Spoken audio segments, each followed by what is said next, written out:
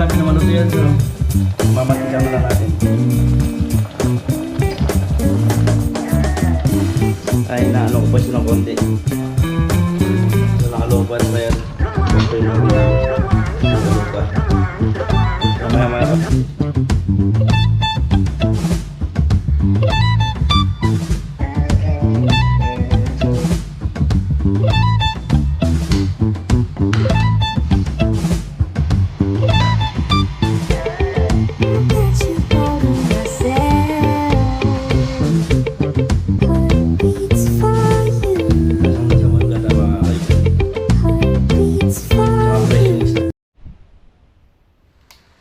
So yung mga belly, good morning po mga belly, makulay na buhay. So yung magluluto tayo ng ginataan tilapia. So nasa bahay tayo ngayong araw na ito mga belly. So wala tayong trabaho. Kahapon nag-deliver tayo ng pagkain sa San Matias, San Fernando. So ngayon wala tayong trabaho, so mag-vlog tayo. Sayang naman, so nakapunta na ako ng palengke, nakapamili na ako. So bumili tayo ng tilapia. So nagsasama na tayo sa karne. Bumili tayo ng tilapia, gagatayin natin. So nandun na, ugasan ko na lang yung tilapia, re-ready ko lang yung ating lulutuin. So nandito pala ako sa bahay ngayon, mga kaigan. Nandun tayo ng say mga kabili, samahan nyo ako sa pagluluto ng tilapia. Tapos mamaya nga po may pupuntahan tayo nila Grace. Hindi ko lang kung matutuloy kami yun. Pag maganda yung panahon, kasi alam ko naman maganda naman yung panahon.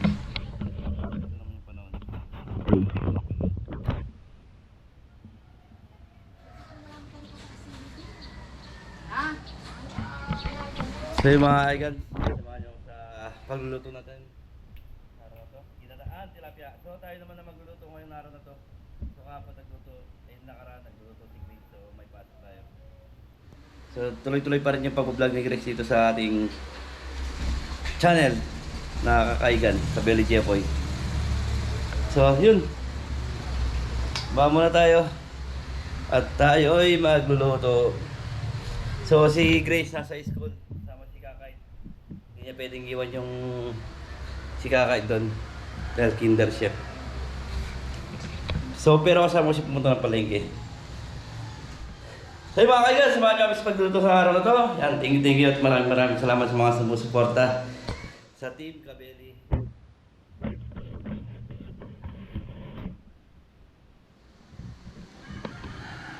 So ito yung table natin. So dito tayo magluluto. Naka-plastic pa yun ang pinamili natin. So ugasan ko lang to. Nakapagsayang na rin tayo para pagdating ni Grace, okay na lahat. Bagusin natin. Sakto lang sa amin to. Umalit na rin super. So sakto hindi ako nakapag-almusal. Meron tayong gata. Gata, pechay, ano, simpleng luto lang to.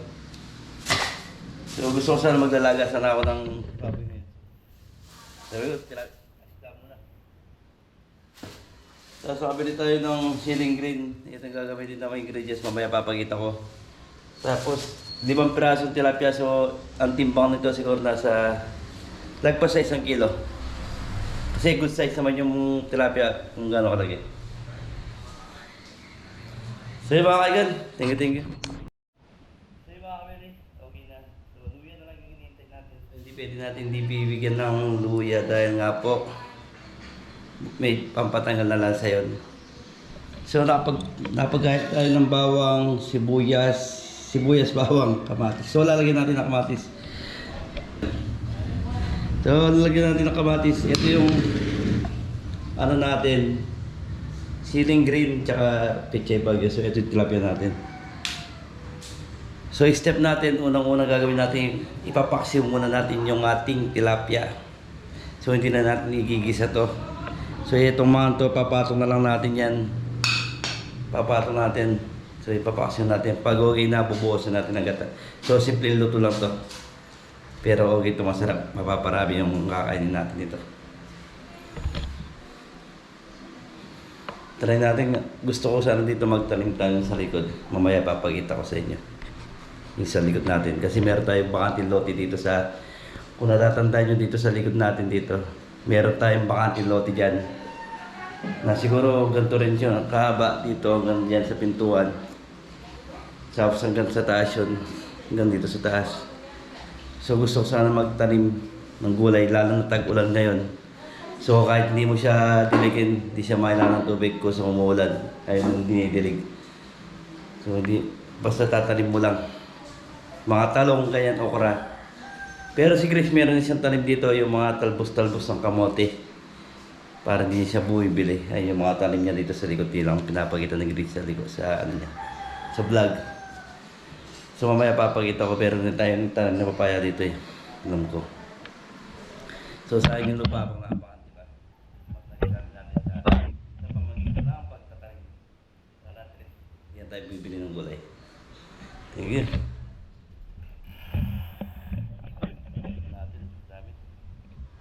Nagigib, pero di ba tayo nakaigib?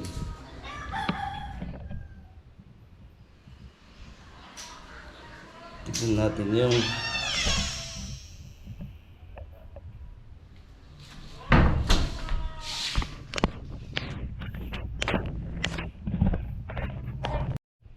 so mga kaigan, ito yung ating pangating lote. So ito yung papaya natin, ito yung sila natin tayo dito. Ito yung papaya.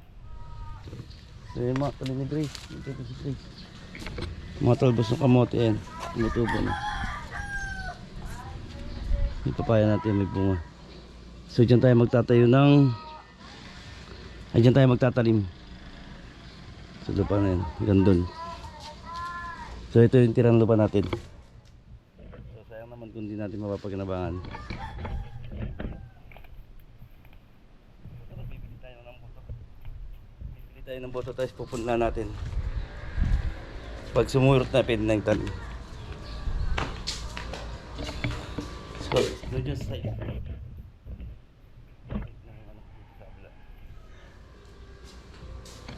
Ito yung drum natin. Ito yung pinupuno ko. Ito yung pinupuno ko. So, walang tubig. Pero lahat ito may tubig. Kung may magina dyan, ito yung hose. Na, pag sinaksak natin dito, hose nga agad doon sa taas, iikot. Kaya hindi na ako nag-agad ng tubig sa taas. So, pag sakay ko doon sa kolong-kolong na yun, diretso na dito. So, stay lang natin yung luya bago tayo mag-start magluto. So, hindi natin pwedeng walang luya yung ating lulutuin. Pero nai-ready ko na lahat ng ingredients sa tilapia. Thank you!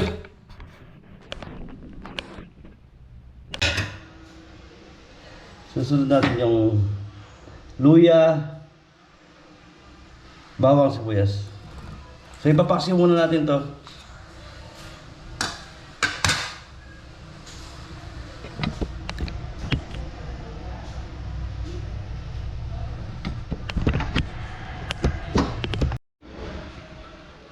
Okay, nahulog.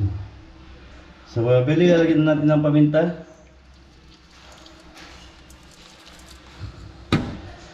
So asin. So konti-konti muna ng ingredients lalagyan natin. Lagyan natin ng suka.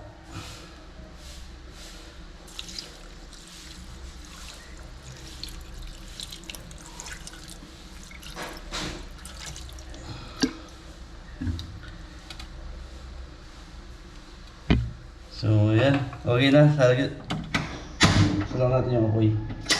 Patay pala yung alang.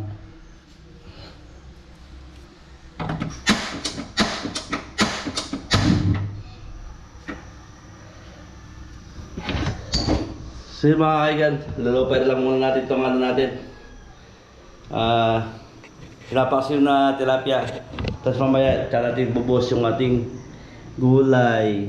Tapos yung kamatis, huling-huli yung kamatis. So pag bubuhusan natin yung gata, doon natin lalagay yung kamatis. Thank you, thank you.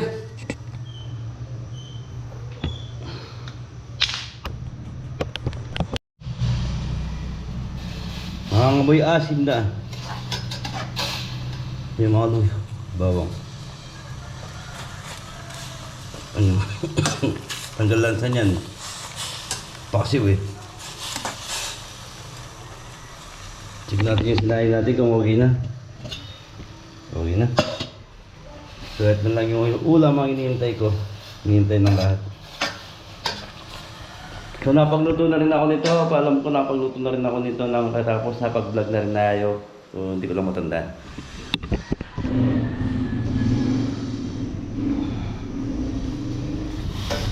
So pag okay na yan, titikman natin. Po. Tapos lalagyan na natin yung gata.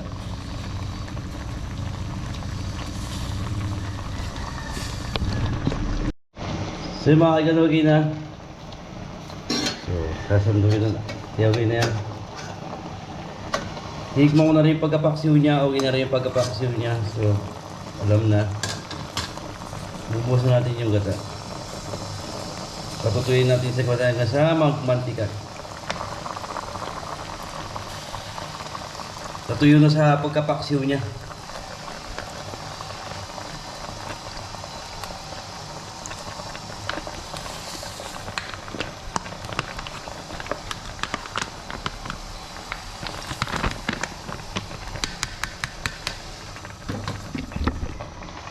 Diyan naman natin lalagay yung kamatis.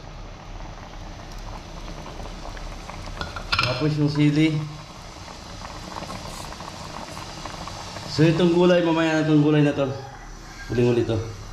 Ayaw lang natin maluto na maluto yung ating isda, pati yung gata nilagay natin kasi magmantika tapos bago natin nilagay yung pechay bagyo. So naugas na yan.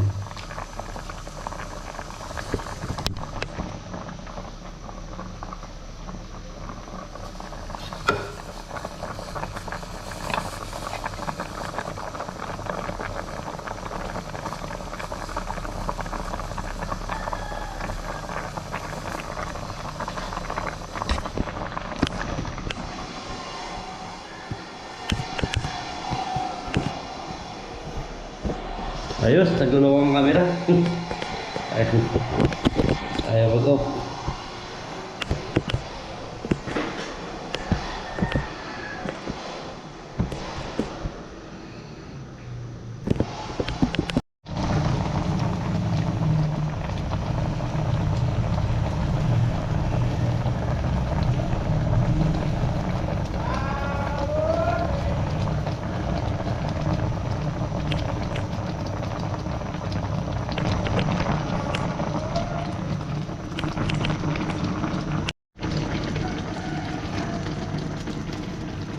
Yun, lalagyan na natin yung pechay natin.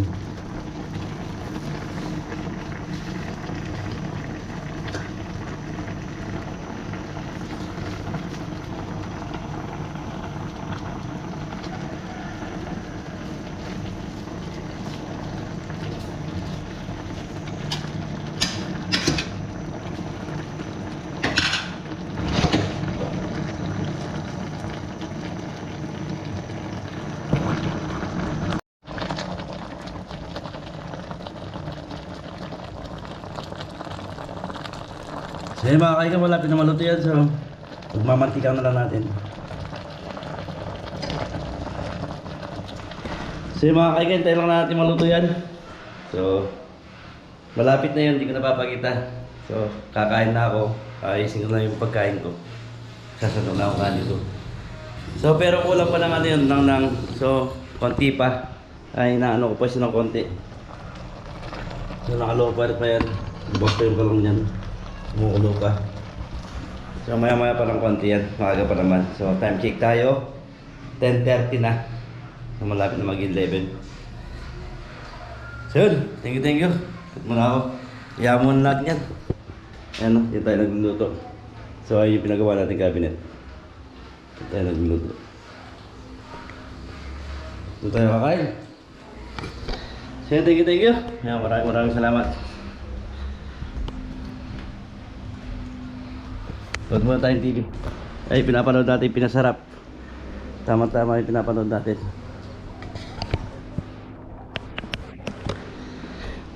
Ayos mga kaigan. So yung mga kaigan, silipin lang natin yung ating niluluto. Landidilim eh, no?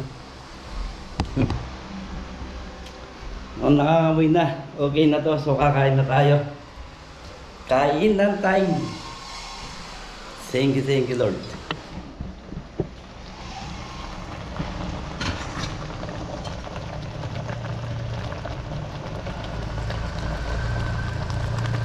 Tingnan natin.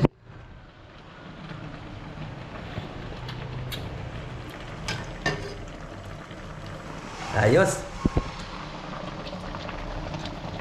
So, okay na to. Kain lang tayo.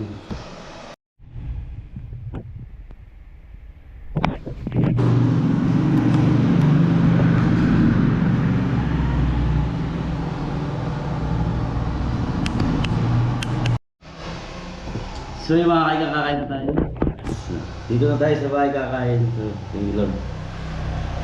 Dito yung rice natin. Mainit. Mainit. Ayusin lang natin yung camera natin.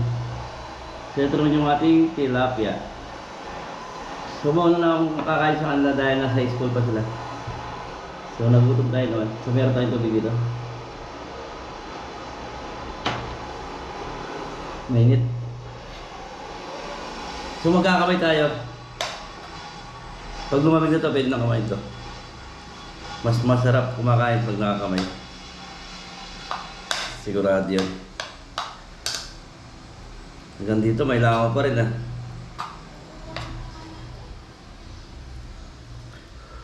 Buusok-usok.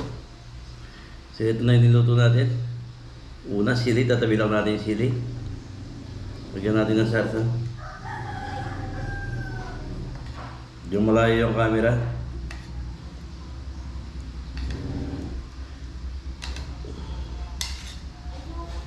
Ay, nakapagawa din ng video. So ito naman yung tilapia natin. Tututok ko na lang.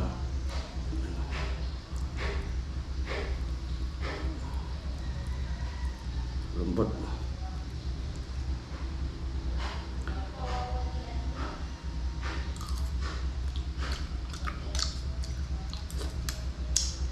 Sarap mga Ben. Siyempre, luto ko kung sasabihin ko hindi masarap.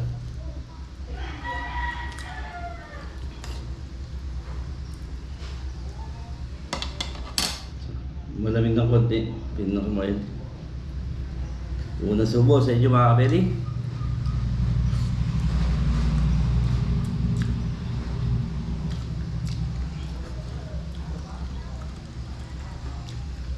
Mahanghang di pala.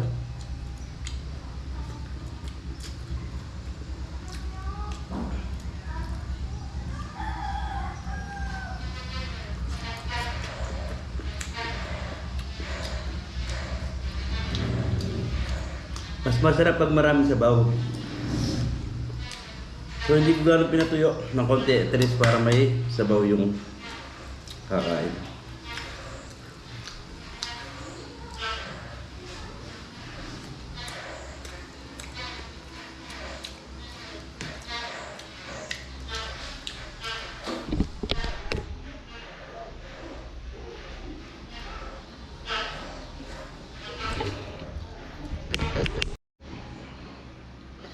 Kasi mga kailangan ang sinigil natin mga konti.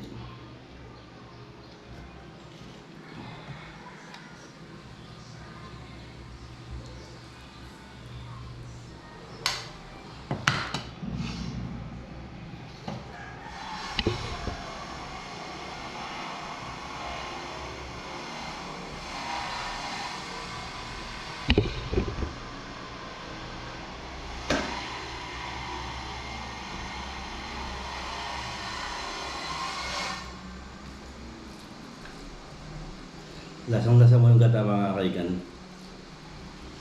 Tsaka fresh yung isda eh. Buhay pa kanina itong binili natin.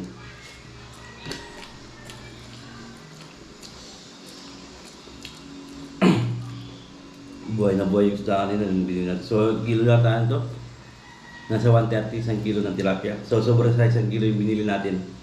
Kaya umabot na 160 yung binayaran ko kanina. Sa bahay ko pa binili to. Kasi nagpagawa pa ako motor kanina.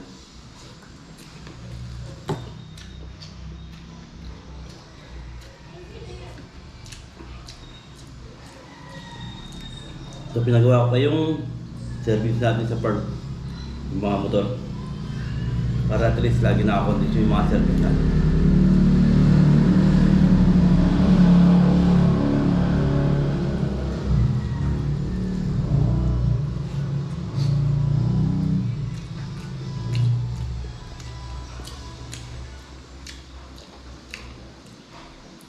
Pauwi na rin si Grace niyan. Oras na eh. So, kasama niya si Kakay.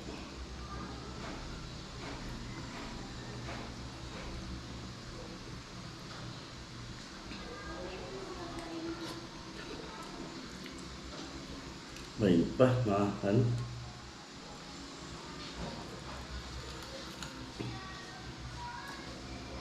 Sobrang mo ng gulay.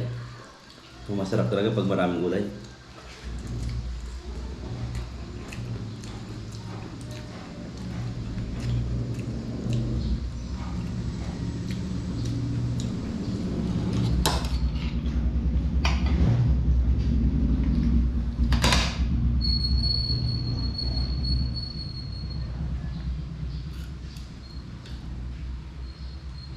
Sili. Kasarayin namin kumain ng sili. Ang pagganang kumain talaga.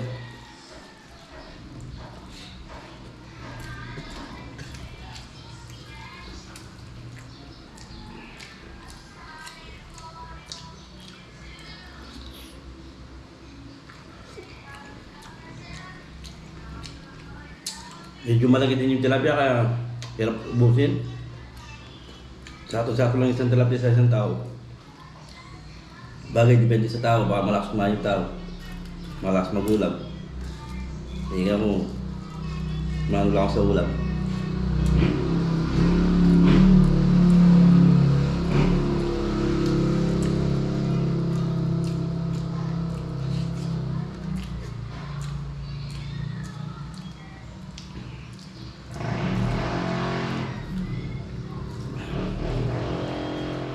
Bukas nasa farm kami ulit. Trabaho kami bukas.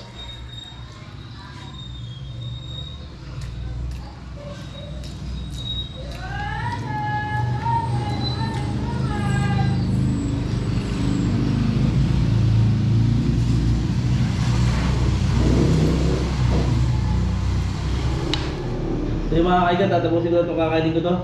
Okay na to, papatay ko na yung video yan. Thank you, maraming salamat. Abangan nyo pa yung mga susunod kong video mga kaigan. Kung anong gagawin natin, kung anong content natin. Thank you sa mga suporta. At maraming salamat po sa inyo lahat.